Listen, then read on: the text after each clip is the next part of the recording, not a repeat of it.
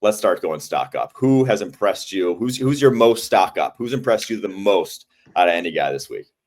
Well, the guy that's no longer there, or supposedly not going to be there anymore, Mike Green, the defensive end from Marshall. And I talked to you about this before. I had the privilege to not only sit down and talk with Mike Green during the regular season in college football, but call one of his games. I think the biggest question for him, people were concerned about his weight. And I tried to tell people, like, because his weight came in at like 235, I think, for the springtime.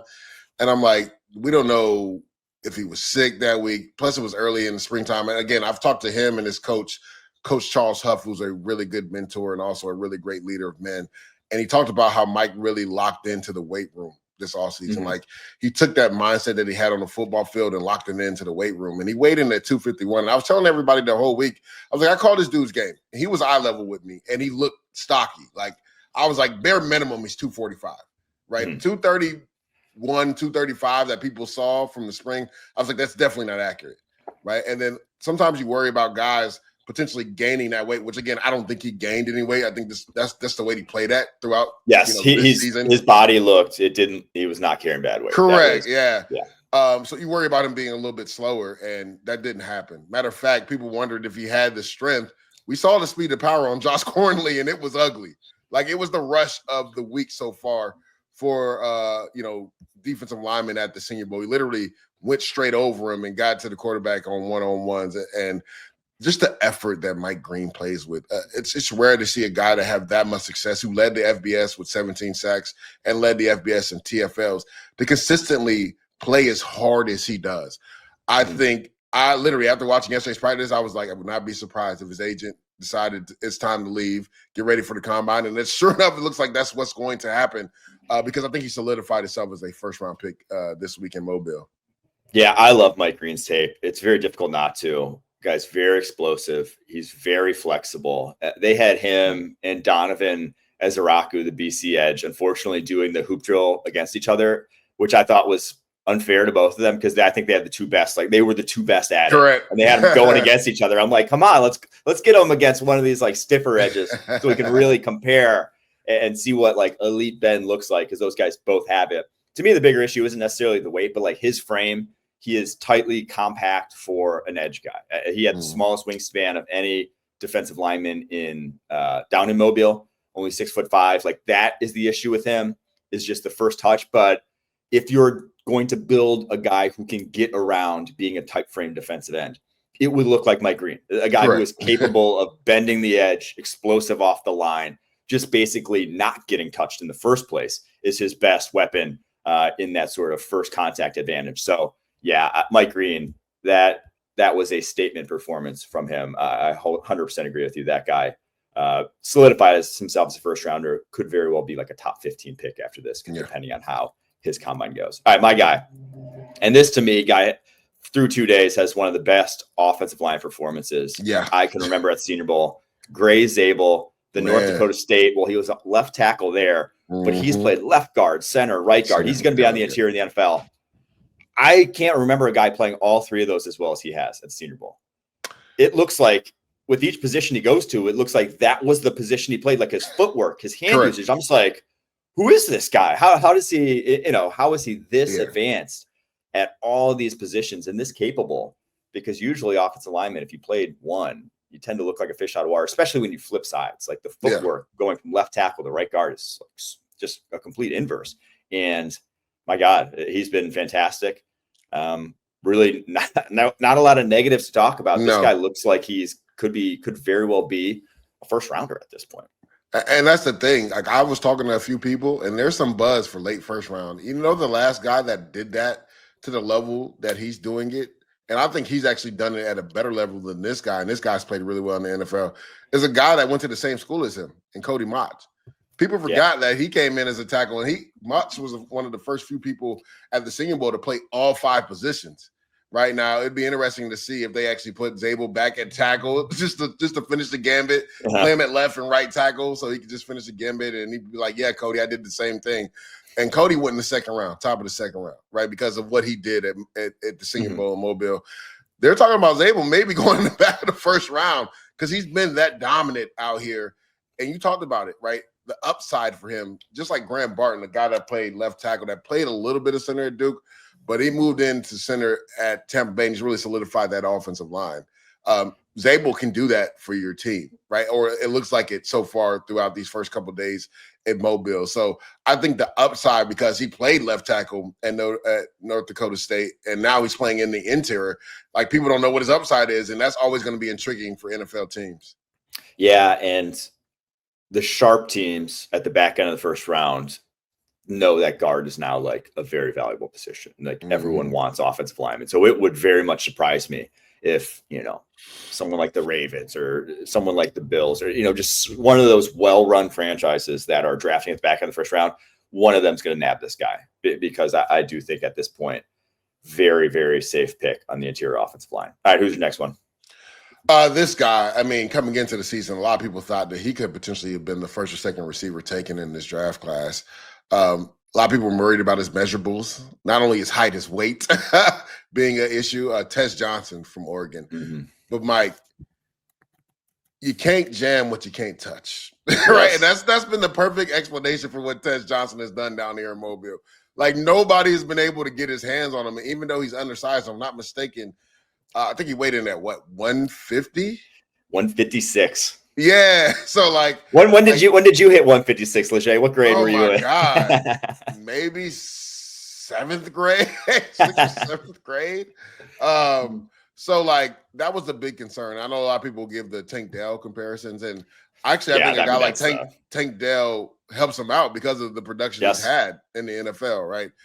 Again, you're always concerned about a guy with a slighter frame, but he's the perfect slot receiver, and he has been dismantling guys in the slot. I don't think anybody stopped him yet, whether it's team period, one-on-ones.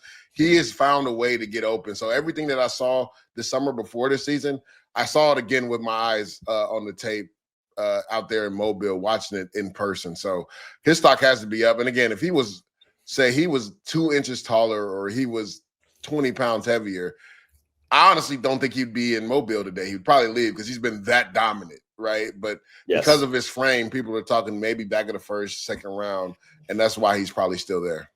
Yeah, so he's 5'9", 156. Yeah. But what I look at for wide receivers is not so much the height. It obviously does matter for high pointing and whatnot, but for the slot, it's not as impactful. What I look at is wingspan. He has a 6'1" wingspan, which is actually bigger than the guy I always go back to with this. Chris Olave had just under a 6'1" wingspan. He went top 15, right? Yeah. So wingspan is more impactful. 5'9" guys who have short wingspans, if you're a sub 6 foot wingspan, that's pretty much a death knell in the NFL. There are not guys getting it done. So if you're at 6'1", you can work with that. I mean, that's not a guy that's going to have issues hauling in off target passes and things of that nature. Mm-hmm. So the Tank Dell comparisons, it's the best one because there's so few, right? I don't think he's Tutu Atwell. That's the only other guy like in that mold. And even he went to the top of the second. Yeah. So guys have had success in that. With Tank, you saw him much more do the full range of wide receiver play. He played on the outside. He played physical on the outside. You saw that on his tape more than you saw Tez at Oregon just be basically a slot wide receiver. Correct. But in that mold or like in that role, gosh, he's just automatic. A guy who maybe is not a full-time starter for you, but on the third down, put him in the slot against press coverage. It's like, I think he's getting open, man. I just do. It's because that's all he's done this week. So he's definitely made himself some money. I'll go to this wide receiver class though, because he's not the only one. I think a lot of these corners have gotten their ass kicked. I haven't been impressed by too many of those guys. Unfortunately, it's not set up for corners, but usually some cream rises to the top. Not a lot, only one that I'll get to here in a second. But give a shout out to Jalen Royals from Utah State, Jack Beck from TCU, Jaden Higgins from Iowa State. All similar-ish molds of wide receivers. These guys aren't big vertical threats. They're not elite athletes. They are smooth possession wide receivers who can make plays at the catch point, who are reliable. And I've liked what I've seen from all of them. Just like very high-level route runners. All guys who use their physicality, use their size to their advantage, because I believe all three of those guys are 210 plus right now. So definitely trend towards that type of wide receiver. Jalen Royal is a little bit shorter than the other two. I was about to say, quick question. Who do you like better, Noel or Higgins from Iowa State? Higgins, man. Thank you. All right, so we're on the same page. I just think Yeah. his frame and as smooth as an athlete as he is, I think that surprised a lot of people in Mobile. But I was like, unless you've been not watching the tape, it hasn't surprised me. Yes. I love Noel too, but I think Higgins is a little bit better.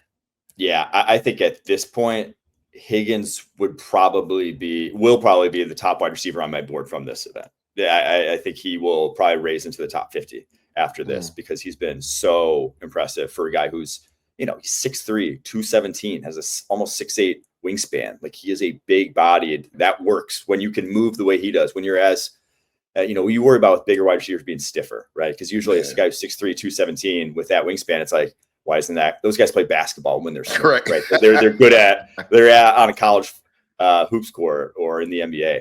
So to see that guy on an NFL field or on Senior Bowl field, he's been very impressive.